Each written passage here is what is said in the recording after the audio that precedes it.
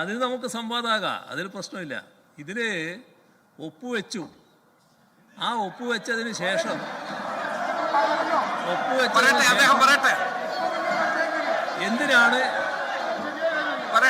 എന്തിനാണ് ഒപ്പുവെച്ചതെന്നാണല്ലോ ചോദിക്കുന്നത്.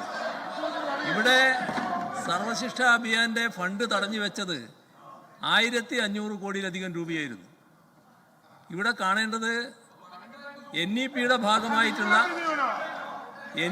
ഭാഗമായിട്ടുള്ള ആ പൊതുവിദ്യാഭ്യാസ നയം കേരളത്തിൽ നടപ്പാക്കുന്നില്ല എന്ന് നേരത്തെ തന്നെ വ്യക്തമാക്കിയിട്ടുണ്ട്.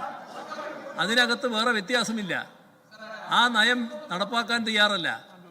ഇവിടെ PMC-യുടെ ഭാഗമായിട്ടൊന്നും നടപ്പാക്കാനുമില്ല. പക്ഷേ മറ്റേ ഫണ്ട് നമുക്ക് കിട്ടണമായിരുന്നു. സർവശിക്ഷാ അഭിയാന്റെ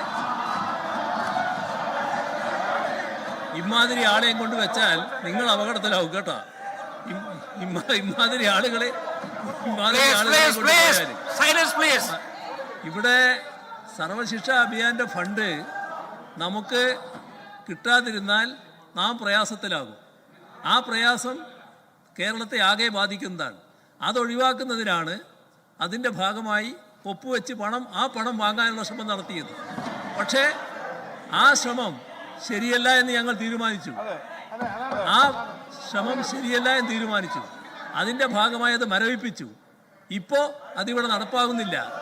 8 മാസമായി നടപ്പായിട്ടില്ല. എന്തിനാണ് നിങ്ങൾ ഇപ്പോൾ നടപ്പാക്കാൻ ശ്രമിക്കുന്നത്?